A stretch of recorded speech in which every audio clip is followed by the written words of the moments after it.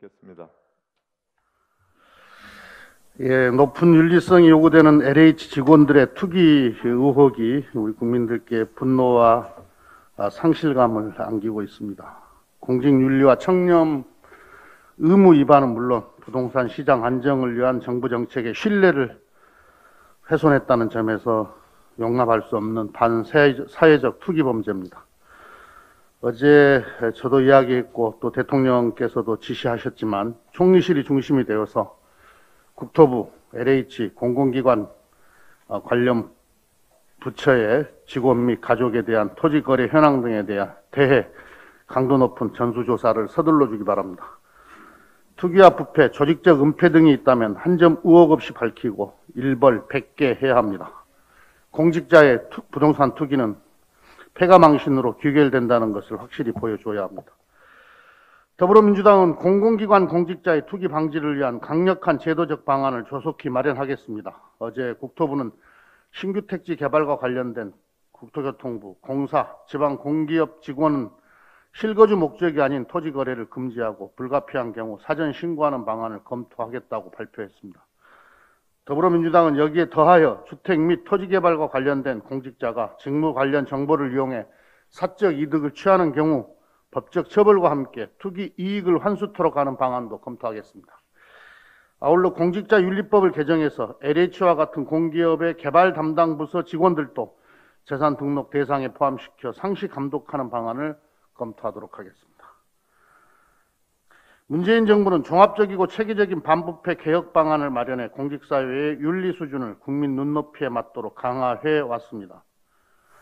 그러나 내부 정보를 이용한 투기를 막을 시스템을 갖추지 못하면 무용지물이 된다는 사실이 드러났습니다. 이번 사건을 계기로 공공기관에 대해서 내부 정보를 이용한 투기를 막을 수 있도록 시스템을 점검하는 등 더욱 강력한 대책을 강구하겠습니다. 시의원 관련 투기 의혹이 제기된 점도 송구스럽습니다. 당 차원에서 윤리감찰단 조사 등 진상규명을 철저히 하고 국민께서 납득할 수 있는 조치를 취하도록 하겠습니다. 어제 요양병원에 입원하고 있던 또 기저질환을 앓고 있었던 두 분께서 코로나 백신 접종 이후에 두 분이 사망이 확인됐습니다. 백신 부작용 여부는 아직 확인되지 않았습니다. 백신과 사망 간의 인과관계가 밝혀지지 않은 만큼 섣불리 판단해서는 안 됩니다. 방역당국의 정밀 조사 결과가 나올 때까지 지켜볼 것을 당부합니다. 일부 언론의 선정적 보도와 야당의 과도한 백신 정쟁화 자제를 다시 한번 요청합니다. 당국의 역학조사 결과가 발표되기 전에 아무 근거 없이 두 분의 사망을 백신과 연계시키는 자극적인 보도가 이어지고 있습니다. 야당도 이 사례를 빌미로 또다시 백신 안정성에 흠집을 내려 하고 있습니다. 도대체 아무 근거 없이 국민을 불안하게 하는 의도가 무엇입니까? 지난해 독감 백신 접종의 교훈을 망각한 것입니까? 당시 야당과 일부 언론은 독감 백신 접종 후 사망 사례를 과도하게 부풀려 불안을 조장하고 국민을 혼란에 빠뜨렸습니다. 하지만 독감 백신 접종 뒤 사망했다고 신고된 110명 가운데 인과관계가 확인된 것은 단 한 건도 없는 것으로 결론이 났습니다. 오히려 야당과 일부 언론의 불안감 조성이 백신 기피로 이어지면서 접종률에 심각한 악영향을 미쳤습니다. 지난해 독감 백신 접종률은 전년보다 9% 하락해 64%에 그쳤고 140만 명분의 독감 백신이 남는 결과를 초래했습니다. 거듭 강조하지만 백신에 대해서 비전문가들이 경쟁하듯 말을 보태는 것은 혼란과 불안만 가중할 뿐입니다.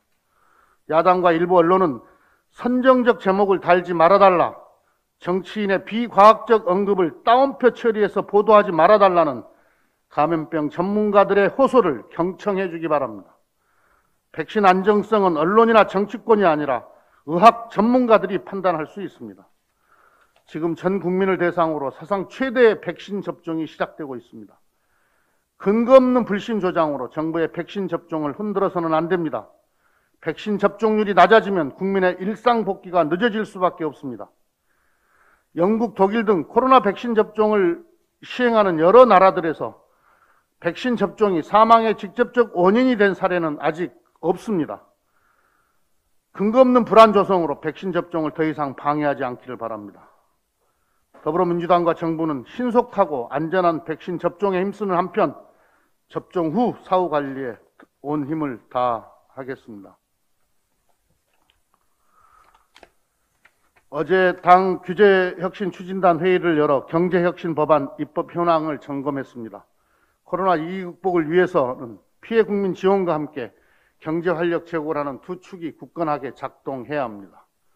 더불어민주당은 코로나 위기 대응과 동시에 과감하고 속도감 있는 입법으로 국민이 체감할 수 있는 경제혁신을 만들겠습니다. 지난 2월 국회에서는 스마트 도시법과 국가공간정보기본법 등 8건의 규제혁신 법안을 처리했습니다. 3월 국회에서는 금융혁신지원특별법 등 규제 샌드박스 5법의 처리를 마무리하고 신재생에너지법, 전기사업법 등 K뉴딜 법안을 선제적으로 처리합니다.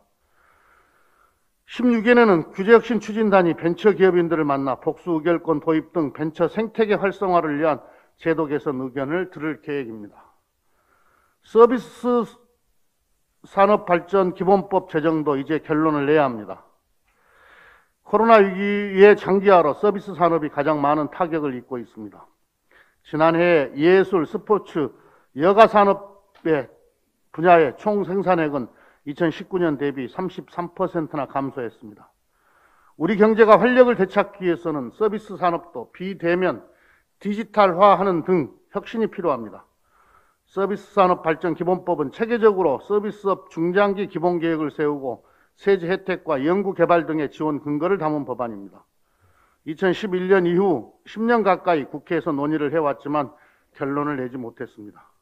현재 민주당과 국민의힘이 모두 써발법을 발의한 상황입니다. 국민의힘과 민주당의 법안이 내용적으로 대동소이합니다. 여야 모두 서비스 발전법 제정 필요성에 공감하는 만큼 3월 국회에서 처리할 수 있도록 최선을 다하겠습니다. 이상입니다.